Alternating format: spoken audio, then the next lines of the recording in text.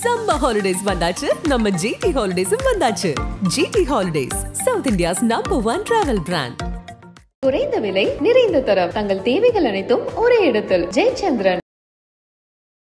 William Jones Indian கல்ச்சர்லாம் என்னன்னு கேட்குறாங்க. அவங்க சொல்கிறாங்க சமஸ்கிருத கல்ச்சர் தான்.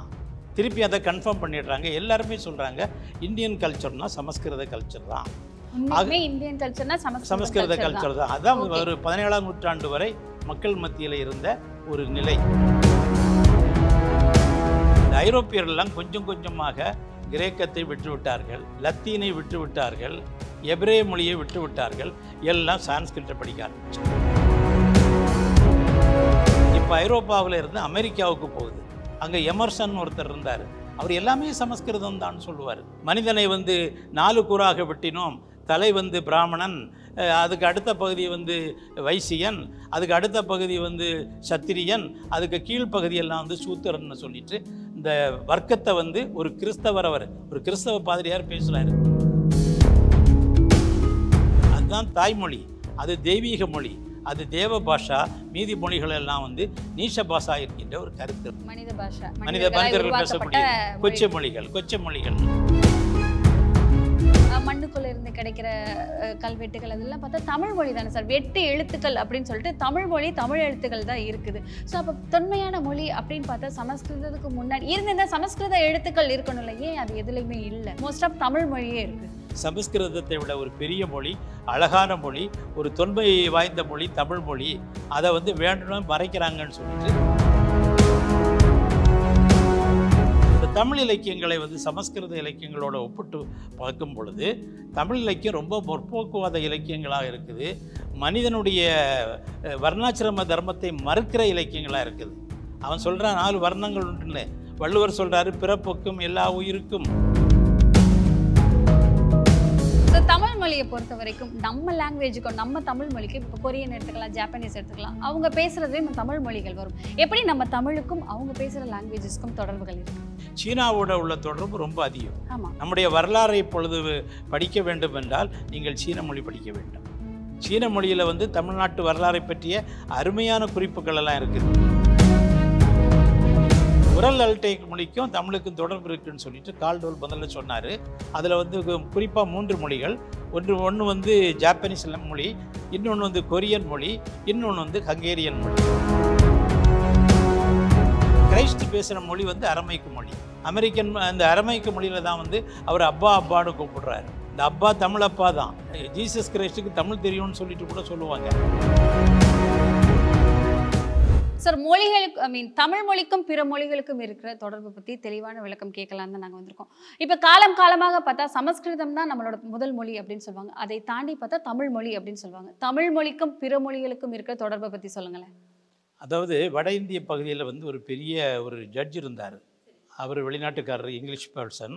அவருடைய பேர் வில்லியம் ஜோன்ஸ். அவருக்கு இந்திய கலாச்சாரத்தை பற்றி நிறைய அறிந்து கொள்ள வேண்டும் என்கின்ற ஒரு ஆசை. இந்திய கலாச்சாரங்களை ஆராய்ச்சி பண்ணுவதற்காக ஒரு நிறுவனத்தை அமைக்க வேண்டும் என்று திட்டமிட்டார். அந்த நிறுவனம் தான் ராயல் ஏசியாட்டிக் சொசைட்டி என்று செயல்பட்டு கொண்டு வருகிறது. பெங்காலில் அது பெரிய அளவில் செயல்பட்டு வந்தது. அந்த நிறுவனத்திற்கு அடிப்படையாக இருந்தது William Jones, Colebrook, maths Muller. இந்த 3 அறிஞர்களும் உலக அளவில் பெரிய அறிஞர்கள். அவர்கள் சமஸ்கிருத மேதைகள். இவங்க இந்த இன்ஸ்டிடியூட்டை ஆரம்பிக்கும் போது இந்தியன் கல்ச்சரை எப்படி உலகத்திற்கு எடுத்து செல்ல வேண்டும் என்கின்ற ஒரு சர்ச்சை. அது கேட்குறாரு அங்கே உள்ளவங்கள்ட்ட எல்லாம். இந்தியன் கல்ச்சர்னால் என்னன்னு கேட்குறாங்க. அவங்க சொல்கிறாங்க சமஸ்கிருத கல்ச்சர் தான். திருப்பி அதை கன்ஃபார்ம் பண்ணிடுறாங்க. எல்லாருமே சொல்கிறாங்க இந்தியன் கல்ச்சர்னா சமஸ்கிருத கல்ச்சர் தான். இந்தியன் கல்ச்சர்னா சமஸ்கிருத கல்ச்சர் தான். அதான் ஒரு 17ஆம் நூற்றாண்டு வரை மக்கள் மத்தியில் இருந்த ஒரு நிலை. சரி, இப்போ பார்த்தா தமிழ் கல்ச்சர், திராவிடியன் குடும்பம் அப்படின்னு தானே சார் வந்திருக்கு. நிறைய பேருக்கு சமஸ்கிருதம் அப்படின்னாவே ஒரு தனிப்பட்டது, அது வேற அப்படிங்கிற ஒரு மனநிலைமையில தான் இருக்காங்க. அது உண்மைதானா? ஆக இவர் ஜோன்ஸ் என்ன பண்ணாருன்னு சொன்னால், அப்போ இந்தியன் கல்ச்சரை பரப்ப வேண்டும் என்றால் சமஸ்கிருத கல்ச்சரை பரப்ப வேண்டும். ஐரோப்பா முழுவதும் பரப்ப ஆரம்பித்தார். குறிப்பாக காளிதாசருடைய சாகுந்தல நாடகத்தை ஜெர்மன் மொழியில் ஒருவர் மொழிபெயர்த்தார். பிரெஞ்சு மொழியிலும் மொழிபெயர்க்கப்பட்டது, ஆங்கில மொழியிலும் மொழிபெயர்க்கப்பட்டது. இப்போ இந்த டிரான்ஸ்லேஷன் வந்தவுடனே காதேன்னு சொல்லிட்டு ஒரு ஜெர்மானிய கவிஞர் இருந்தார். அவர்கிட்ட கொண்டு இந்த டிரான்ஸ்லேஷனை கொடுத்தாங்க. காளிதாசருடைய சகுந்தலையனுடைய மொழிபெயர்ப்பு, ஜெர்மன் மொழிபெயர்ப்பு. அவர் படித்து பார்த்துட்டு ரொம்ப வியப்படைகிறாரு. இப்படிப்பட்ட அருமையான காப்பியங்கள் எல்லாம் இருக்குதா அப்படின்னு சொல்லிட்டு. சகுந்தலை பார்த்திங்கன்னா ஒரு பகுதி சகுந்தலையும் துஷ்யந்தனும் மீட் பண்ணுறது, அடுத்த பகுதி 2 பேரும் பிரிந்து போகிறது. ஒரு பக்கத்தில் பார்த்திங்கன்னா காமெடி, இன்னொரு பக்கத்தில் ட்ராஜடியும் காமெடியும் மிங்கிள் பண்ணி ஒரு காப்பியம். இது அவங்கள ரொம்ப கவருது. காந்திகிட்ட கேட்குறாங்க இந்த இலக்கியம் எப்படி இருக்குன்னு சொல்லிட்டு. அவர் சொல்கிறாரு, அருமையான படைப்பு, இது உலகத்திலே இப்படிப்பட்ட ஒரு படைப்பு கிடையாது அப்படின்னு சொல்லிட்டு அவர் சொல்கிறாரு, one paradise is lost and another paradise is ரீகைண்டுன்னு சொல்கிறாரு. முதல் பகுதியில் பேரடைஸ் லாஸ்ட்டு, அவங்க சேர்றாங்க, அவங்க பிரிகிறாங்க. அடுத்ததில் வந்து என்னன்னு சொன்னால் அவங்க பிரிகிறாங்க, மீண்டும் சேர்றாங்க. ஸோ இப்படி அவர் பாராட்டுறாரு. படிப்படியாக இந்திய இலக்கியங்கள் எல்லாம் சமஸ்கிருதத்தில் இந்த ராயல் ஏசியாட்டிக் சொசைட்டி மொழிபெயர்க்க ஆரம்பிச்சது சமஸ்கிருத இலக்கியங்களை. ஏராளமான சமஸ்கிருத இலக்கியங்கள், வேதகால இலக்கியங்கள், உபனிஷத்துகள் இதெல்லாம் வந்து மொழிபெயர்ப்பு வாயிலாக ஐரோப்பிய நாடுகளை சென்று அடையவே ஐரோப்பிய கவிஞர்களுக்கெல்லாம் சமஸ்கிருதத்தை முன்னோடியாக கொண்டு கவிதை பாட ஆரம்பித்தார்கள். அதனுடைய விளைவு என்னன்னு சொன்னால், ஐரோப்பாவில் வந்து அவங்க மதித்த 2 மொழி வந்ததெல்லாம் கிரீக்கும் லத்தீனும் தான் கிளாசிக்கல் லாங்குவேஜ்னு கருதப்பட்டு வந்தது. எந்த ஒரு ஆங்கில கவிஞனை எடுத்தாலும் கிரேக்க கவிதைகளுடைய தாக்கம் இல்லாமல் அவன் கவிதை பாட முடியாது. எந்த எழுத்தாளனை எடுத்தாலும் லத்தீன் கிரேக்க தொடர்பு இல்லாமல் அவன் வந்து ஒன்றும் பண்ண முடியாது. Classical learning must. இந்த 2 மொழிகளை கற்றாக வேண்டும். ஐரோப்பிய கலாச்சாரத்திற்கு ஆணிவேர் வந்து கிரேக்க மொழியும் இந்த லத்தீன் மொழியும் என்று கருதப்பட்டு வந்தது. லத்தீன் மொழி வந்து it has become a church language also. கத்தோலிக்கர்களுக்கு வந்து அது ஒரு திருச்சபையினுடைய மொழியாட்டு அமைஞ்சு போச்சுது. இப்படிப்பட்ட நிலையில் இந்த ஐரோப்பியர்கள்லாம் கொஞ்சம் கொஞ்சமாக கிரேக்கத்தை விட்டுவிட்டார்கள், லத்தீனை விட்டுவிட்டார்கள், எபிரேய மொழியை விட்டுவிட்டார்கள், எல்லாம் சான்ஸ்கிரிட்டை படிக்க ஆரம்பித்தான். ஐரோப்பிய சமுதாயம் சமஸ்கிருதமயமானது. டிஎஸ் எலியட் என்ற ஒரு கவிஞர் இருந்தார். அவருடைய வேஸ்ட்லேண்ட் என்கின்ற கவிதை உலக புகழ் பெற்றது. அவர் அதை ஆரம்பிக்கும் போதே சொல்கிறாரு, ஏப்ரல் இஸ் த குரூவலஸ்ட் மந்த் அப்படின்னு. ஏப்ரல் கடுமையான மோசமான மாதம் என்ன. ஒரு ஐரோப்பியன் அப்படி சொல்ல மாட்டான். அவனுக்கு ஏப்ரல் ரொம்ப முக்கியமானது. April is the month of the spring, வசந்த காலத்தினுடைய தொடக்கம். அது மட்டும் இல்லை, April is the month of the resurrection of Jesus Christ உயிரோடு எழுந்த காலம். அதை வந்து எப்படி இவன் சொல்லலான்னு சொல்லிட்டு கேள்வி ஏற்படுது. அந்த கவிதையில் பார்த்திங்கன்னா ஏப்ரல் இஸ் த குரூவலஸ்ட் மந்த்னு ஆரம்பிச்சுட்டு அந்த பிரஜாபதின்னு சொல்லிட்டு ஒரு வந்து தண்டரோட பேசுவான், தான்னு சொல்லுவான். அதை இவர் தத்தா, தயாதவம், தம்யதான்னு இன்டர்பிரட் பண்ணிவிட்டு கடைசியில் இந்த கவிதை முடியும் போது ஓம் சாந்தி சாந்தி சாந்தின்னு முடியும். இது ஒரு ஆங்கில கவிதை. இந்த அளவுக்கு வேகமாக சமஸ்கிருதத்தை பூரா ஐரோப்பிய நாடுகளில் விதைத்து விட்டார்கள். இப்போ ஐரோப்பாவில் இருந்து அமெரிக்காவுக்கு போகுது. அங்கே எமர்சன் ஒருத்தர் இருந்தார். அவர் எல்லாமே சமஸ்கிருதம் தான் சொல்லுவார். அது மட்டும் இல்லை, அவர் சொல்லுவார், in the beginning there was man was divided into men. அந்த புருஷ பிரஜாபதியினுடைய கதையை சொல்லுவார். மனிதனை வந்து 4 கூறாக வெட்டினோம். தலை வந்து பிராமணன், அதுக்கு அடுத்த பகுதி வந்து வைசியன், அதுக்கு அடுத்த பகுதி வந்து சத்திரியன், அதுக்கு கீழ்ப்பகுதியெல்லாம் வந்து சூத்திரன்னு சொல்லிட்டு இந்த வர்க்கத்தை வந்து ஒரு கிறிஸ்தவ பாதிரியார் பேசுகிறாரு. In the beginning there was man was divided into men அப்படின்னு சொல்லிட்டு. அவருடைய ஒரு டிசைபிள் இருந்தார், வால்ட் விட்மன். அவர் ஒரு உலகப்புகழ் பெற்ற கவிஞர். அவர் பேசேஜ் டு இந்தியான்னு ஒரு கவிதை எழுதுகிறாரு. அப்போ அமெரிக்கர்களை பார்த்து சொல்கிறாரு, அமெரிக்கர்களே, உங்களுக்கு அறிவு வறட்சி ஏற்பட்டு விட்டது என்றால் உங்கள் பாய்மரங்களை கட்டிக்கொண்டு இந்தியாவை நோக்கி செல்லுங்கள். அங்கு உங்களுக்கு உபனிஷத்து புத்தகங்கள் இருக்கிறது, வேதங்கள் அங்கே இருக்கிறது, காளிதாசருடைய கவிதை இருக்கிறது அப்படின்னு எழுதுகிறார். இப்படிப்பட்ட நிலையில் தான் வந்து சமஸ்கிருதத்தை உலகச் செம்மொழின்னு டிக்ளேர் பண்ணாங்க. ஸோ இப்போ கிரேக்கம், லத்தீன், சமஸ்கிருதம் உலகச் செம்மொழி. அப்போ இந்திய நாகரிகத்தை நீங்கள் படிக்கணும்னு சொன்னால் சமஸ்கிருதத்தை மட்டும் படித்தால் போதும், வேறு எதையும் படிக்க வேண்டாம். அது எப்படி ஆச்சுன்னு சொன்னால், இண்டாலஜி வாஸ் ஐடென்டிஃபைடு வித் சான்ஸ்கிரிட்டாலஜி. சமஸ்கிருத படிப்பு மட்டும் போதும். சமஸ்கிருதம் ஒன்று தான் இந்த இந்திய மொழிகளை எல்லாம் ஈண்டெடுத்தது. அதுதான் தாய்மொழி, அது தெய்வீக மொழி, அது தேவ பாஷா. மீதி மொழிகள் எல்லாம் வந்து நீஷ பாஷா என்கின்ற ஒரு கருத்து இருந்தது. மனிதர்கள் பேசக்கூடிய கொச்சை மொழிகள். அப்போ சான்ஸ்கிரிட் தான் தாய்மொழியில் இருந்தது. இந்தியாவில் வந்து 1200 மொழிகள் இருந்தாலும் அந்த சமஸ்கிருதம் தெரிஞ்சால் போதும், இந்திய கல்ச்சரை பூரா நீங்கள் படிச்சிடலாம். இந்த எண்ணம் வந்து பிரிட்டிஷார்களுடைய மத்தியில் பெருமளவுக்கு பரவி இருந்த ஒரு காலத்தில் தான் இங்கே ஒரு கவர்னர் ஜெனரல் வராரு, எல்லிஸ் என்பவர். அவர் இந்த மொழிகளை எல்லாம் கற்றவர். அவர் சொல்கிறாரு, இங்கு தென்னாட்டிலே பேசப்படுகின்ற தமிழ், கன்னடம், மலையாளம், தெலுங்கு இந்த 4 மொழிகளும் தனிப்பட்டவை, இவற்றுக்கும் சமஸ்கிருதத்திற்கும் எந்த தொடர்பும் கிடையாது அப்படின்னு அவர் எழுதுகிறாரு. அவர் கேம்பலுடைய ஒரு நூலுக்கு, தஞ்சாவூர் கலெக்டருடைய நூலுக்கு அவர் அணிந்துரை எழுதும்போது இதை சொல்கிறாரு. இவர் ஒரு 35 வயசில் அவர் இறந்து போனார். அவர் ஃபுட் பாய்சன் கொடுத்து இறக்க வச்சுட்டாங்க. அவர் போயிட்டார். அவர் தான் வள்ளுவருடைய பேரில் தங்க காசு நாணயமெல்லாம் வெளியிட்டது. திருக்குறள் வெளிவருவதற்கு காரணமாக இருந்ததெல்லாம் இந்த எல்லிஸ் தான். எல்லிஸுக்கு பின்னால் கால்டுவெல் வராரு. கால்டுவெல் இறங்கிட்ட ஒரு பிஷப்பு. அவருக்கு சென்னையில் இறங்கி இடையாங்குடிக்கு போகிறாரு, நடந்து போகிறார். நான் குதிரையில் ஏறி வர மாட்டேன், குதிரையில் என்னுடைய பொருட்களை எல்லாம் ஏற்றுங்க, நம்ம நடந்து போவோம்னு சொல்லிட்டு இந்த 700 கிலோமீட்டர் அவர் நடந்து வரார். அவர் அவர் லிங்குவிஸ்டிக்ஸ் பேக்ரவுண்டோட வந்தவர். அப்போ லிங்குவிஸ்டிக்ஸ்னு ஒரு ஃபீல்டு கிடையாது, ஃபிலாலஜின்னு சொல்லுவாங்க. அவர் ஃபிலாலஜி படித்து வந்தவர். அவர் இந்த மொழிகளை எல்லாம் ஆராய பண்ணார். இந்த எல்லிஸினுடைய அந்த கருதுகோளும் அவருக்கு கிடைத்தது. அவர் ரொம்ப சீரியஸாக ஒர்க் பண்ண ஆரம்பித்தார். எங்கே இருக்கக்கூடிய மொழிகளுக்கும் சமஸ்கிருதத்துக்கும் எந்த தொடர்பு கிடையாது, சமஸ்கிருதத்தை விட ஒரு பெரிய மொழி, அழகான மொழி, ஒரு தொன்மை வாய்ந்த மொழி தமிழ் மொழி, அதை வேண்டும்னு மறைக்கிறாங்கன்னு சொல்லிட்டு இந்த மொழிகளை எல்லாம் எடுத்து ஆராய்ச்சி பண்ணி 1886 comparative grammar of the Dravidian or South Indian family of லாங்குவேஜஸ்ன்னு ஒரு நூல் கொண்டு வராரு. இது அட்டகாசமான ஒர்க்கு, இதை ஒன்றுமே பண்ண முடியாது, அப்படி கொண்டு வந்துட்டார். அப்படி அவர் கொண்டு வந்துட்டு இருக்கிற சமயத்தில் இந்த லிங்குவிஸ்டிக் சர்வே பல இடங்களில் ஆராய்ச்சி பண்ணாங்க. ஆராய்ச்சி பண்ணி பிராகுயி என்கின்ற மொழி பாகிஸ்தானில் பேசப்படுது, பலுச்சிஸ்தானில். இன்னொரு மொழி குரூக் என்கின்ற மொழி, இன்னொன்று மால்டோவா என்கின்ற மொழி. இந்த 3 டிராவிடியன் லாங்குவேஜஸ் தான் அப்படின்னு சொல்லிட்டு அவங்க டிக்ளேர் பண்ணாங்க. பண்ணின உடனே 1875 கால்டுவெல் ரிவைஸ்ட் எடிஷன் போடுறாரு. அதில் இந்த 3 மொழிகளையும் சேர்த்துட்டார். இப்போ திராவிட மொழிகள் 12 மொழிகள் ஆகிவிட்டது. இந்த ஆராய்ச்சி பலருக்கும் வியப்பை தருது. இங்கே இந்தியாவில் வெறுப்பை தருகிறது, பிற நாடுகளில் இது வியப்பை தருகிறது. அப்போ தான் 2 சமஸ்கிருத பேராசிரியர்கள் இருந்தாங்க ஆக்ஸ்போர்ட் யூனிவர்சிட்டியில். ஒருவருடைய பெயர் தாமஸ் பரோ, இன்னொருவர் கலிஃபோர்னியா பெர்க்லியில் எபனோ. இவங்க 2 பேருமா திட்டம் போட்டு சமஸ்கிருத ஆராய்ச்சியெல்லாம் பண்ணது போதும், இந்த டிராவிடியனை பற்றி நம்ம ஆராய்ச்சி பண்ணுவோம்னு சொல்லிட்டு இந்த டிராவிடியன் எட்டிமாலஜிக்கல் டிக்ஷனரின்னு சொல்லிட்டு ஒரு டிக்ஷனரியை கொண்டு வந்தாங்க. அதை இவங்க யாரும் மறுக்க முடியலை, ஏன்னா அவங்க உலக புகழ் பெற்ற சமஸ்கிருத பேராசிரியர். அது மட்டும் இல்லை, டிராவிடியன் வேர்ட்ஸ் இன் சான்ஸ்கிரிட் அப்படின்னு சொல்லிட்டு ரிக், அஜூர், சாம வேதங்கள் இருக்கக்கூடிய தமிழ் வார்த்தைகளை எல்லாம் காட்டுறாங்க. இது ஒரு விதமான ஒரு நேஷ்னல் ப்ரைடை கொடுக்க ஆரம்பிச்சது.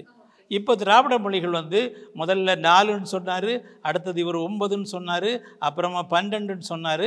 பரோ எம்மனோ பீரியடில் 24 மொழிகள் வந்தது. இப்போ நம்ம 35 மொழிகள் திராவிட மொழிகளாக இருக்குதுன்னு சொல்லிட்டு நம்ம பேசுகிறோம். திராவிட மொழிகளை பற்றி பேசுகிற சமயத்தில் தமிழ் மேலே வருது. கண்டிப்பாக இந்த தமிழ் இலக்கியங்களை சமஸ்கிருத இலக்கியங்களோட ஒப்பிட்டு பார்க்கும் பொழுது தமிழ் இலக்கியம் ரொம்ப முற்போக்குவாத இலக்கியங்களாக இருக்குது. மனிதனுடைய வர்ணாசிரம தர்மத்தை மறுக்கிற இலக்கியங்களாக இருக்குது. அவன் சொல்கிறான் 4 வர்ணங்கள் உண்டுன்னு. வள்ளுவர் சொல்கிறாரு, பிறப்புக்கும் எல்லா உயிருக்கும், பிறப்புக்கும் எல்லா உயிருக்கும் பை பர்த் ஆல் ஆர் ஈக்குவல்னு சொல்கிறாரு. அஃப்கோர்ஸ் இந்த கொள்கை அவருக்கு பௌத்தத்திலேருந்து வந்திருக்கலாம், அல்லது சமணத்திலேருந்து வந்திருக்கலாம், அல்லது ஆஜீவகத்திலேருந்து வந்திருக்கலாம். ஏன்னா அந்த 3 மதங்களும் வர்ணாசிரம தர்மத்துக்கு எதிரான மதங்கள். இந்திய சிந்தனைகளை எடுத்துட்டுன்னு சொன்னால் ஒரு பக்கத்தில் ஆர்த்தடாக்ஸ் இருக்கும், ஒரு பக்கத்தில் ஹெட்ரோடாக்ஸ் இருக்கும், இன்னொரு பக்கத்தில் சாருவாகாஸ் இருப்பான், கடவுளை நம்பாதவன் இருப்பான். ஸோ இப்படி வர சமயத்தில் தமிழினுடைய சிறப்பு கொஞ்சம் கொஞ்சமாக வெளியே வர ஆரம்பிச்சுது. நம்ம மிஷினரிஸ் எல்லாம், இங்கே வந்த மிஷினரிஸ் எல்லாம் தமிழ் இலக்கியங்களை மொழிபெயர்க்க ஆரம்பித்தார்கள். தமிழ் இலக்கியங்கள் பிற நாடுகளுக்கு போக ஆரம்பித்தது. அப்போ சொல்கிறாங்க, இந்தியாவில் சமஸ்கிருதத்தை மட்டும் படித்துவிட்டு நீங்கள் இந்திய கலாச்சாரத்தை அறிய முடியாது, திராவிட மொழிகளினுடைய துணையின்றி நீங்கள் ஒன்றும் பண்ண முடியாதுன்னு ஒரு நிலை உருவாச்சுது. அப்போ தமிழில் இங்கே இந்தியாவினுடைய பழமையான மொழிகள் எதெல்லாம்னா சமஸ்கிருதமும் தமிழும், ஆரியன் லாங்குவேஜஸ் அண்ட் டிராவிடியன் லாங்குவேஜஸ்ன்னு சொல்லிட்டு ஒரு உணர்வு வர ஆரம்பிக்குது. வெளிநாடுகள் எல்லாம் தமிழுக்கு ஆராய்ச்சி மையங்கள் ஆரம்பிக்கிறாங்க. நிறைய சமய சார்பில்லாத தமிழறிஞர்கள் தோன்றுகிறார்கள். குறிப்பாக சொல்லப்போனால் கமில் சுலபில் என்கின்ற ஒரு பெரிய அறிஞர், ஆஷர் என்கின்ற பெரிய அறிஞர், இப்படிப்பட்ட அறிஞர்கள்லாம் தோன்றி தமிழ் தமிழினுடைய சிறப்பு மேலோங்குது. கண்டிப்பாக சார். நீங்கள் சொன்னீங்க இப்போ வந்துட்டு முதல் மொழி சமஸ்கிருதம், அடுத்து வந்து தமிழ் மொழியை வச்சு தான் திராவிடன் மொழிகள்லாம் வந்திருக்கு, 35 மொழிகள் வந்திருக்குன்னு. இப்போ பழைய காலத்து கோயில்கள்லாம் போய் பார்த்தா நிறைய மண்ணுக்குள்ளே இருந்து கிடைக்கிற கல்வெட்டுகள் அதெல்லாம் பார்த்தா தமிழ் மொழி தானே சார், வெட்டு எழுத்துக்கள் அப்படின்னு சொல்லிட்டு தமிழ் மொழி தமிழ் எழுத்துக்கள் தான் இருக்குது. ஸோ அப்போ தொன்மையான மொழி அப்படின்னு பார்த்தா சமஸ்கிருதத்துக்கு முன்னாடி இருந்த சமஸ்கிருத எழுத்துக்கள் இருக்கணும்ல, ஏன் அது எதுலையுமே இல்லை? மோஸ்ட் ஆஃப் தமிழ் மொழியே இருக்குது. எழுத்துக்கள் அப்படி இருக்கு, எழுத்துக்கும் மொழிக்கும் தொடர்பு கிடையாது. நீங்கள் ஒரு மொழி எடுத்து பார்த்தீங்கன்னா ஒவ்வொரு காலத்துலேயும் ஒவ்வொரு எழுத்தை வந்து பயன்படுத்துவாங்க. இங்கே வந்து நம்ம வந்து இதை பயன்படுத்தி இருக்கிறோம். இந்த தமிழின்னு சொல்லிட்டு ஒரு எழுத்து சொல்கிறோம், தமிழ் பிராமி அசோகன் இன்ட்ரடியூஸ் பண்ணது சொல்கிறோம். அப்புறமா வட்டெழுத்து, கோல் எழுத்து, கண் எழுத்துன்னு நிறைய வருது. இந்த வட்டெழுத்து தான் வந்து மலையாள எழுத்துக்கள் எல்லாம் அந்த உருட்டி எழுதுவாங்க. ஸோ இந்த தமிழ் வந்து கல்வெட்டுக்கள் எல்லாம் நமக்கு பழைய காலத்துலேருந்தே கிடைக்குது. இலக்கியங்கள், சாமிநாத ஐயருடைய பெரிய சர்வீஸ் என்னென்னா சங்க இலக்கியங்களை எல்லாம் உயிர்ப்பித்தார். இந்த சங்க இலக்கியங்களை உயிர்ப்பிக்கும் போது சங்க இலக்கியத்தையும் எடுத்து சமகால சமஸ்கிருத இலக்கியத்தையும் நீங்கள் எடுத்து பார்த்தீங்கன்னா சமஸ்கிருத இலக்கியத்தில் எல்லாம் வந்து அந்த புரோஹிதன் சென்டராக இருப்பான். புரோஹிதன் அது கம்ப்ளீட்டாக வந்து ரிலீஜியஸ் ஓரியன்ட், புரோஹிதன் சென்டரில் இருப்பான். இங்கே பார்த்தீங்கன்னா வீரன் சென்டரில் இருப்பான். அதனால தான் சொல்கிறான், நெல்லும் உயிரன்று நீரும் உயிரன்று மன்னன் உயிர்த்தே மலர்தலை உலகம். ஒரு அரசன் நல்லா இருந்தான்னு சொன்னால் மக்கள் நல்லா இருக்க முடியும். கடவுளை பற்றி உள்ள கவலை இல்லை. கடவுளை தமிழ் சமுதாயம் பேசிச்சுது, சமஸ்கிருத சமுதாயமும் பேசிச்சுது. ரெண்டு கடையில் வேறுபாடு உண்டு. அவன் கடவுளை அணுகின முறை என்னன்னு சொன்னால் காட் இஸ் டிரான்சென்டென்டல். அவர் வந்து மனம், வாக்கு, மெய் இதெல்லாம் கடந்த ஒரு கடவுள். இவனை பொறுத்தவரையில் கடவுள்னு சொன்னால் சர்டன் ஸ்பிரிட்டு, அதை நீங்கள் கண்ட்ரோலில் வச்சுக்கலாம். அப்பப்போ அதுக்கு பலி கொடுத்தா அது உங்களுக்கு வந்து ஒபே பண்ணும். மனிதனோட வந்து கடவுள் பெரியவர் இல்லைன்னு சொல்லிட்டு ஒரு எண்ணம் இருந்தது. இதை இம்மேனன்ட்னு சொல்லுவாங்க. இம்மேனன்ட்னு சொல்கிறது திராவிட மரபு, டிரான்சென்டென்டல்னு சொல்கிறது ஆரிய மரபு. இது ரெண்டுமே கான்ட்ராஸ்ட் ஆகும். அங்கே கடவுளுக்கு நீ வேள்வி செய்யவில்லை என்றால் உன்னுடைய நாடு அழிஞ்சு போகும், உன்னுடைய வீடு அழிஞ்சு போகும், நீ அழிஞ்சு போகா. அதனால் வந்து புரோகிதனுக்கு முக்கியத்துவம் கிடைச்சிது. புரோகிதன் வந்து சமுதாயத்தினுடைய சென்டர். புரோகிதனுக்கு கீழே தான் அரசன் இருப்பான். ஏன்னா அரசன் வந்து சத்திரிய குலம், இவன் வந்து புரோகிதன் வந்து பிராமண குலம். எங்கே வரும்போது அப்படி இல்லை, இதெல்லாம் சத்திரியா லிட்ரேச்சர். வீரர்கள் தான் முக்கியம். நாடாகொன்றோ காடாகொன்றோ அவலாகொன்றோ மிசையாகொன்றோ எவ்வளி நல்லவர் ஆடவர் அவ்வளி நல்ல வாழிய நிலைன்னு ஔவையார் பாடுறாரு. நிலமே நீ வந்து காடாக இருக்கலாம், மேடாக இருக்கலாம், பள்ளமாக இருக்கலாம், வறண்ட நிலமாக இருக்கலாம். உன்னுடைய ஆடவர்னால் வீரர்கள், உன்னுடைய ஆடவர்கள் எப்படி இருக்கிறாங்களோ அதை பொறுத்து தான் உன்னுடைய சிறப்பும் இருக்குதுன்னு சொல்கிறது. அது இந்த வேறுபாடுகளை நீங்கள் நிறைய பார்க்க முடியும். இப்போ திருமணத்தை எடுத்துடுங்க. திருமணத்தை வந்து தமிழர்கள் ரெண்டாக பிரித்தாங்க, களவு கற்பு. ரெண்டு பிரிவு தான், களவு கற்பு. கல்யாணத்துக்கு முன்னால் உள்ள திருமண லவ் அஃபேர் பூரா வந்து களவில் வந்துடும். களவுன்னு சொன்னால் கிளாண்டஸ்டைன் ரிலேஷன்ஷிப்பு. கற்புன்னு வரும்போது மேரேஜ் இப்படி வரும். அவன் என்ன பண்ணுவான்னா 8 மணம்னு சொல்லுவான். பிரம்மம், பிரசாபத்தியம், ஆரிடம், தெய்வம், காந்தர்வம், ராக்கதம், பைசாசம், இப்படி 8 மணம் சொல்லுவான். இவன் 2 தான் சொல்லுவான்.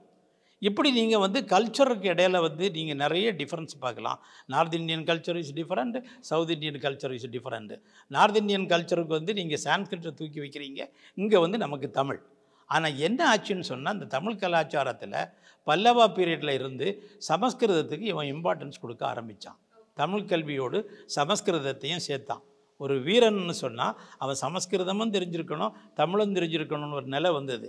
ராமனை சொல்லும்போது கம்பர் சொல்லுவார், தென் சொற் கலைகசி தேர்ந்தான் வட சொற்கு எல்லை கண்டான்னு சொல்லுவார். வட சொல்லும் அவனுக்கு தெரியும். அப்படிப்பட்ட ஒரு நிலை இருந்த சமயத்தில் கொஞ்சம் கொஞ்சமாக இந்த ஆட்டிடியூடு மாற ஆரம்பிச்சு. பிராமின்ஸுடைய பெனிட்ரேஷன், கோயில்களில் எல்லாம் சமஸ்கிருதத்தில் பூஜை பண்ண ஆரம்பித்தான்.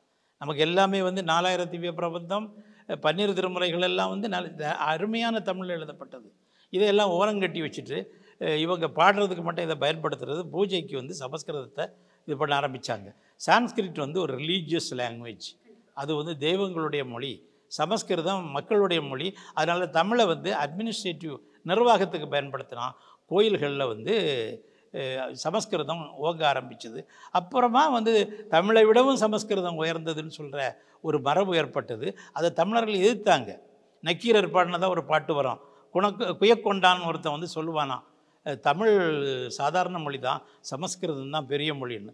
நக்கீரருக்கு கோபம் வந்துட்டு உடனே அவர் சொல்கிறாரு, ஆரியம் நன்று தமிழ் தீது என்று உரைத்த காரியத்தால் காலக்கோட்பட்டானை சீரிய அந்தன் பொதியில் அகத்தியர் ஆணையில் செந்தமிழைய தீர்க்க சுவாகான்னு பாடுறாரு. அவன் குயக்கொண்டான் அழிஞ்சு போகிறான்.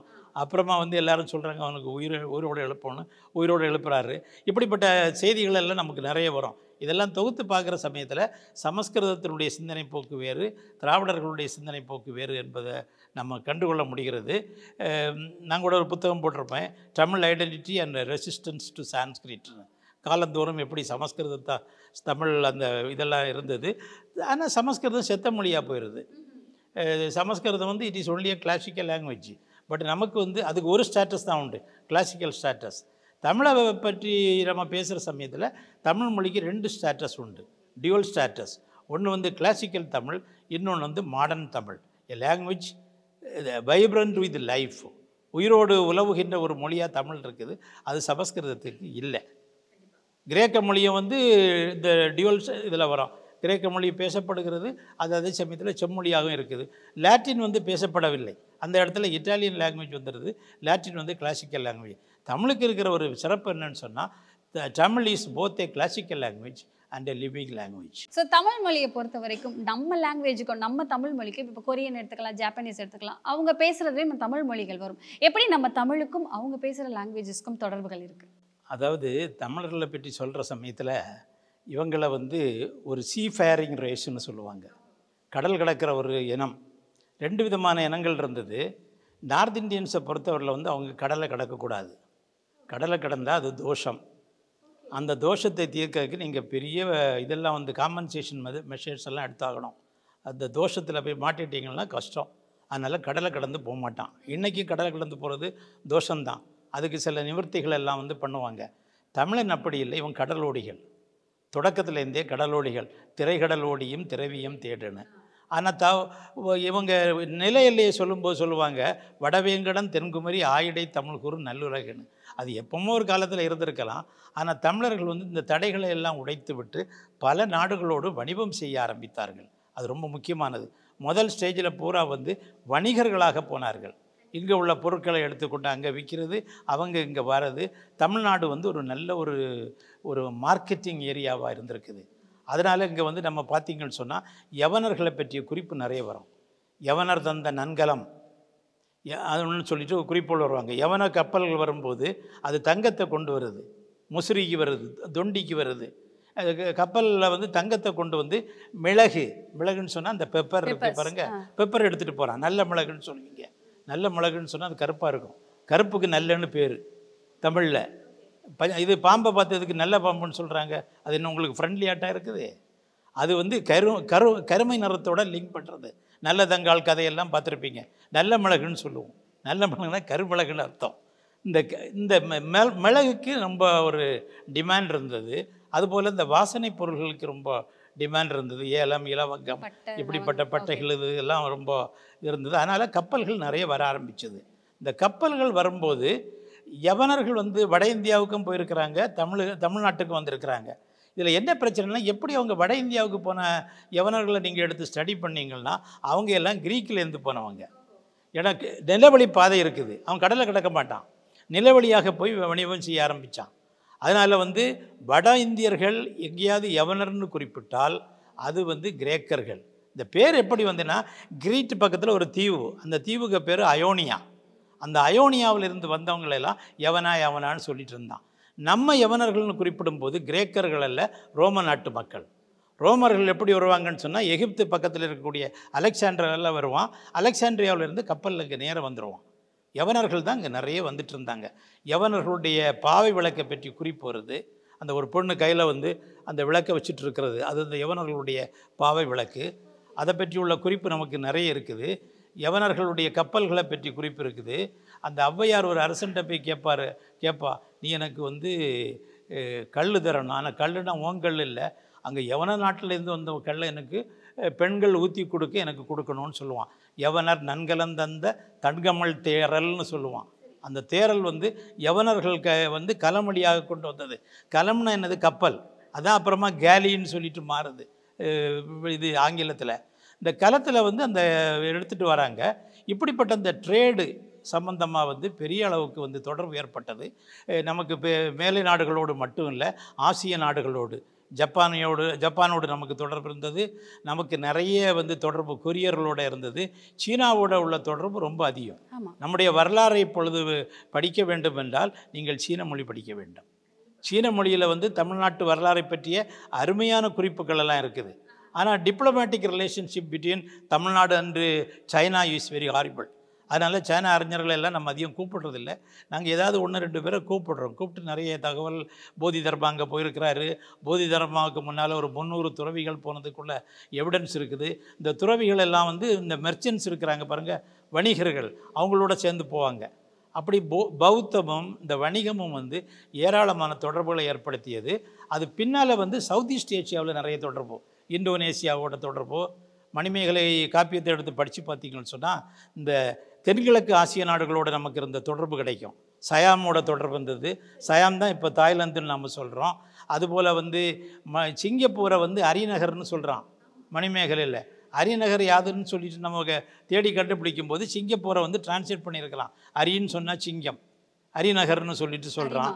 இந்த சவுத் ஈஸ்ட் ஏஷியன் கண்ட்ரிஸோட ஏராளமான தொடர்பு ஏற்பட்டது. இந்த தொடர்பை நீங்கள் பார்த்தீங்கன்னா சங்க காலத்தில் இருந்து ஒரு 6-7ஆம் நூற்றாண்டு வரை நீங்கள் இதை எடுத்துகிட்டு வர முடியும். அதுக்கு பின்னாடி பல்லவர்களுடைய காலம் வருது. இதுவரை வந்து வணிகமும் சமயம் வழியாக தமிழ் பரவுச்சுது. அப்புறமா என்ன ஒரு சேஞ்ச் ஏற்படுதுன்னு சொன்னால் 10ஆம் நூற்றாண்டுக்கு பின்னால் பிற்கால சோழர்களுடைய எழுச்சி வருது. இந்த சோழர்கள் என்ன பண்ணான்னு சொன்னால் இவன் கடற்படையை வந்து வைக்க ஆரம்பித்தான். இதுக்கு முன்னாலே கடற்படைகள் இருக்குது. நம்ம குறிப்பு வருது, நளியிரு முன்னீர் நாவாய் ஊட்டி வழிதொழிலாட்ட உறவோன் மருகன்னு சொல்லிட்டு கரிகாலனை பாடுறான். இவன் கடலில் போய் அங்கே போய் வந்து கடம்பர்களை வந்து கொன்னான். அவன் கடம்பர்களை முறியடித்தது எப்படி இருக்குன்னு சொன்னால் கடலில் வந்து மாமரமாக நின்ற சூரனை முருகன் தோற்கடித்தது போலன்னு சொல்லுவான். சாதாரணமாக ஓமையாக சொல்லிட்டு போவான். அதனால் தமிழர்கள் வந்து என்ன பண்ணாங்கன்னு சொன்னால் கடற்படை வைக்க ஆரம்பித்தாங்க. இந்த கடற்படையின் மூலமாக இலங்கையினுடைய சில பகுதிகள், மலேசியாவினுடைய சில பகுதிகள், கடாரம் என்ற பகுதி, இது எல்லாத்தையும் காங்கோர் பண்ணி வச்சுருந்தாங்க. அதனால தான் ராஜேந்திரனை சொல்லும்போது கடாரங்கொண்டான்னு சொல்கிறோம். கடார வெற்றி வந்து ஒரு முக்கியமான வெற்றி. ஆனால் என்ன வேறுபாடுன்னு சொன்னால் எந்தெந்த நாடுகளை பிடிக்கிறாங்களோ அந்த நாடு அப்புறமா அவன்கிட்ட ஒப்படைச்சிடுறாங்க. இந்த வணிகர்களுக்கு தொல்லை கொடுக்குறான். கடம்பர்கள் தொல்லை கொடுக்குற சமயத்தில் கடாரம்பத்துக்கு படையெடுத்து போகிறான். அந்த படையெடுத்து முடிச்சதுக்கு பின்னாடி வணிகர்களுக்கு அந்த தொடர்பை எல்லாம் வந்து நீக்கிய பின்னால் அவங்களுக்கு கொடுத்துட்றான். இப்போ கம்போடியாவில் போனீங்கன்னு சொன்னால் கம்போடியாவில் உள்ள அங்கோர் வாட்டு, அந்த அங்கோர் வாட்டையும் ராஜராஜனுடைய கோயிலையும் கம்பேர் பண்ணி பார்த்தீங்கன்னா டிட்டோ இதை போல் இருக்கும். ஆனால் இதை விடவும் பெருசாக இருக்கும். அங்கோர் வாட்டு வந்து பெரிய கோயில். அங்கே வந்து சோழர்களுடைய கட்டுமானத்தை நீங்கள் பார்க்கலாம். சோழர்கள் வந்து கடற்படையால் வணிகத்தோடு கடற்படையும் சேர்ந்து கொண்டது பெரிய அளவில் இது பண்ணாங்க. அதுக்கு பின்னாடி ஆங்கிலேயர்களுடைய பீரியட் வரும்போது பிஸ்னஸ் பண்ணுறதுக்காக வராங்க, போர்ச்சுகீஸ் வராங்க, ஒவ்வொரு கண்ட்ரிக்காரங்களும் வர்றாங்க, இங்கே கொஞ்சம் இடங்களை பிடிக்கிறாங்க. அது வந்து முதல்ல வந்து கமர்ஷியல் ரிலேஷன்ஷிப்பாக கடற்கரையில் மட்டும்தான் அந்த தொடர்பு இருந்தது. அப்புறமா மிஷினரிஸ் அனுப்புகிறாங்க. அனுப்பும்போது உள்நாட்டில் எல்லாம் வந்து கிறிஸ்தவத்தை பரப்புறதோடு அந்த கல்ச்சரையும் பரப்புனாங்க. அப்புறமா வந்து வெஸ்டர்னைசேஷன் முழுமையாக வருது. ரயில்வே வருது. ரயில்வே வந்தோடனே செல்ஃப் சஃபிஷியன்ட் வில்லேஜ் ஈக்கனாமி வந்து கம்ப்ளீட்டாக ஷேட்டர் ஆகுது. Indian market is link to இது வேர்ல்டு மார்க்கெட்டு, உலக பொருளாதாரம் வந்தது. தமிழர்கள் வந்து டேஸ்பராவாக நிறைய போகிறாங்க. புலம்பெயர்ந்து சென்ற தமிழர்கள் ஒரு 65 நாடுகளில் இப்போ தமிழ் மொழி பேசப்படுகிறது. புலம்பெயர்ந்து சென்ற தமிழர்களால் மொரிஷியஸ், அதுபோல் இந்த ரீயூனியன், ஏராளமான தீவுகளில் எல்லாம் வந்து தமிழ் மொழி பேசப்படுகிறது. ஓரளவுக்கு உலகத்தமிழ்னு சொல்லிட்டு ஒரு பேட்டர்ன் உருவாகுது. இந்த உலகத்தமிழ்னு ஒரு பேட்டர்ன் உருவான உடனே சேவியர் தனிநாயகம் வந்து என்ன பண்ணாருன்னா இவங்களெல்லாம் இணைக்கிறாரு. உலகத்தமிழ் ஸ்காலர்ஸ் எல்லாம் இணைக்கிறாரு. ஆக தமிழ் அறிஞர்கள்னு சொன்னால் நாங்கள் 3ஆக பிரிப்போம். ஒன்று நேட்டிவ் தமிழ் ஸ்காலர்ஸ், அப்புறமா டயஸ்பரா தமிழ் ஸ்காலர்ஸ், அப்புறமா தமிழ் ஸ்காலர்ஸ் ஆஃப் நான் தமிழ் ஆரிஜின். யூரோப்பியன்ஸ் ஏராளமாக இருக்கிறாங்க. 350 பேருடைய வாழ்க்கை வரலாறை நாங்கள் ஒரு நூலாக தொகுத்து போட்டிருக்கிறோம். ஆக இதையெல்லாம் ஆராய்ச்சி செய்வதற்காக இப்போது நாங்கள் ஒரு மாநாடு மொரிஷியஸில் கூட்டுறோம் அடுத்த டிசம்பரில். இதில் பூரா வந்து தமிழர்களுடைய எக்ஸ்டர்னல் ஹிஸ்ட்ரி, தமிழர்களுக்கு இன்டர்னல் ஹிஸ்ட்ரி மட்டும்தான் இருக்குதுன்னு நம்ம நினச்சிட்ருக்கிறோம். இந்த இன்டர்னல் ஹிஸ்ட்ரியை விட வந்து எக்ஸ்டர்னல் ஹிஸ்ட்ரி பெருசு. பிற நாட்டு தொடர்பினால் ஏற்பட்ட வரலாறு இது அங்கங்கே சைனா போன்ற நாடுகளில் வந்து குறித்து வச்சுருக்கிறாங்க. இதனுடைய விளைவாகத்தான் கால்டோல் ஆராய்ச்சி பண்ணும்போது என்ன சொன்னார்னா, திராவிட மொழிகள் இந்தியாவில் மட்டும் பேசப்படவில்லை, அது பிற நாடுகளிலும் பேசப்படுகிறதுன்னு சொல்லிட்டு ஒரு 3-4 ஃபேமிலியை கொண்டு வந்தார். அதில் ஒரு முக்கியமான ஃபேமிலி வந்து சித்தியன் லாங்குவேஜ். சித்தியன் லாங்குவேஜில் வந்து உக்ரைனியா லாங்குவேஜ் எல்லாம் வந்து அடங்குது. அதெல்லாம் வந்து தமிழினுடைய ஒரு ஜெனட்டிக் ரிலேஷன்ஷிப்பு, ஒரு ஃபேமிலி ரிசம்பிளன்ஸில் அது ஒரு பார்ட்டாக வருது. அடுத்தது செமிட்டிக் மொழிகள். செமிட்டிக் மொழிகள் சொன்னால் ஹீப்ரு மொழி, எப்ரே மொழிக்கும் தமிழுக்கும் உள்ள தொடர்பு பலரும் ஆராய்ச்சி பண்ணியிருக்கிறாங்க. ஹீப்ருவுக்கு பின்னால் அரமைக்குன்னு ஒரு மொழி வருது. இந்த அரமைக்கு மொழி வந்து கிரைஸ்ட் பேசுகிற மொழி வந்து அரமைக்கு மொழி.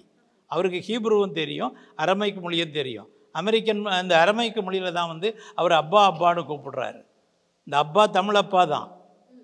ஜீசஸ் கிரைஸ்ட்டுக்கு தமிழ் தெரியும்னு சொல்லிட்டு கூட சொல்லுவாங்க. அந்த மாதிரி வந்து அந்த தொடர்பு இருந்திருக்குது. அதுக்கு அடுத்தது அரபி லாங்குவேஜ், அதுவும் செமிட்டிக் குடும்பம் தான். இதை தவிர உங்களுக்கு சுமேரிய மொழிகள், சுமேரிய மொழிகள் வந்து உங்களுக்கு வந்து அந்த மெசபடோமியா பகுதிகளில் பேசப்பட்ட மொழிகள், அதற்கும் திராவிட மொழிகளுக்கும் தொடர்பு இருக்குது. இந்த மொழிகளில் உள்ள தனித்தன்மை என்னன்னு சொன்னால், இதை ஒட்டுநிலை மொழிகள்னு சொல்லுவோம். அக்ளூட்டினேட்டிவ் லாங்குவேஜ்.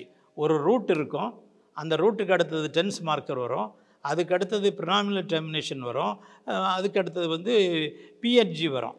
அப்படி வந்து ஒரு பேட்டர்ன் இருக்கும். இந்த பேட்டர்ன் தான் வந்து இன்றைக்கி வந்து ஜப்பான் மொழியிலையும் இருக்குது, கொரிய மொழியிலையும் இருக்குது. அதனால தான் வந்து அது என்ன பண்ணுவாங்கன்னா உரல் அல்டைக் மொழின்னு சொல்லுவாங்க. உரல் அல்டைக் மொழிக்கும் தமிழுக்கும் தொடர்பு இருக்குதுன்னு சொல்லிட்டு கால்டுவெல் முதல்ல சொன்னார். அதில் வந்து குறிப்பாக 3 மொழிகள். ஒன்று வந்து ஜாப்பனீஸ் மொழி, இன்னொன்று வந்து கொரியன் மொழி, இன்னொன்று வந்து ஹங்கேரியன் மொழி. இந்த கால்டுவெல்லுடைய ஸ்டேட்மெண்ட்டை பேஸ் பண்ணி நிறைய ஆராய்ச்சி பண்ண ஆரம்பித்தாங்க ஜப்பானியர்கள். தமிழுக்கும் ஜப்பானுக்கு இடையில் உறவு இருக்கிறதா? சுசுமானோன்னு சொல்லிட்டு ஒரு பேராசிரியர் இருந்தார், என்னோட எல்லாம் ரொம்ப பழக்கம் உள்ளவர், இறந்து போனார். அவர் வந்து தமிழ் ஜாப்பனீஸ் ரிலேஷன்ஷிப்பில் நிறைய ஆராய்ச்சி பண்ணி ஒரு முடிவுக்கு வந்தார். ஜப்பானிய மொழி தமிழிலிருந்து தான் தோன்றியிருக்க வேண்டும் என்று. அதை ஒரு தமிழன் சொல்லலை, ஒரு பெரிய முதிர்ச்சியான உலகளவில் ஆராய்ச்சி பண்ணிய ஒரு லிங்குவிஸ்ட் சொல்கிறான். அது மட்டும் இல்லை, கோசகட்ஸ்ன்னு ஒரு ஃபெஸ்டிவல் அங்கே இருக்குது. அந்த ஃபெஸ்டிவலை ஆராய ஆரம்பித்தாங்க. நமக்கு பொங்கல் இருக்குது, இந்த பொங்கலுடைய ஒரு ஜாப்பனீஸ் ஃபார்ம் தான் வந்து கோசகட்ஸ்ன்னு சொல்ல ஆரம்பித்தாங்க. பொங்கலும் கோசகட்ஸும் ஜனவரி 14ஆம் தேதி ஆரம்பிக்கும், 15ஆம் தேதி தொடரும், 16ஆம் தேதி முடியும். முடிகிற சமயத்தில் அவங்க எல்லாம் சேர்ந்து சாப்பிட்டுட்டு ஹுங்காரோ ஹுங்காரோன்னு சத்தம் போடுவாங்க. இவன் பொங்கலோ பொங்கல்னு சத்தம் போடலாம். இந்த பொங்கல் ஏற்றுனா ஹுங்காரோ என்கின்ற வடிவம் வந்துன்னு சொல்லிட்டு அவர் இது பண்ணியிருக்கிறாரு. அடுத்து கொரியாவுக்கு நமக்கு உள்ள தொடர்பு வந்து ஹியூபர்ட்னு சொல்லிட்டு ஒரு அமெரிக்கன். அவர் வந்து இந்த கொரியன் அரசர்களுக்கு வந்து ஒரு அம்பாசிடர் போல் இருந்தார். அவர் டிராவிடியன் கொரியன் சிமிலாரிட்டின்னு ஒரு 150 வருஷத்துக்கு முன்னால் ஒரு புத்தகம் எழுதினார். அதன் தொடர்ச்சியாக இப்போ நிறைய ஆராய்ச்சி நடக்குது. ஒரு கொரிய ஒரு தமிழ்நாட்டு பொன் கப்பலில் போய் ஒரு கொரிய அரசனை மணந்தால் அவங்க அந்த திருமணத்தின் மூலமாக கயா என்கின்ற ஒரு இது அரசு அங்கே அமைக்கப்பட்டது. அந்த கயான்னு சொல்கிறது கயல் தான் கயாவாக ஆச்சுது. இப்படியெல்லாம் ஆராய்ச்சிகள் போயிட்டுருக்குது. நம்ம இந்த சில ஆராய்ச்சிகளுக்கெல்லாம் வந்து நம்ம கொஞ்சம் துணை செய்கிறோம். நல்ல தரவுகள் இருந்தால் அதை ஆய்வுப் பொருளாக எடுத்துக்கிடுறோம், தரவு இல்லைன்னு சொன்னால் அதை விட்டுடுறோம். சிலர் இந்த புராணங்களை வச்சு நிறைய ஆராய்ச்சி பண்ணிகிட்டு இருக்கிறாங்க. ரெண்டும் சைட் பை சைடு போயிட்டே இருக்குது. ஓகே சார், நன்றி சார். நன்றி. சம்மர் ஹாலிடேஸ் வந்தாச்சு, நம்ம ஜிடி ஹாலிடேஸும் வந்தாச்சு. GT holidays, south India's #1 travel brand. குறைந்த விலை, நிறைந்த தரம், தங்கள் தேவைகள் அனைத்தும் ஒரே இடத்தில். ஜெயச்சந்திரன்.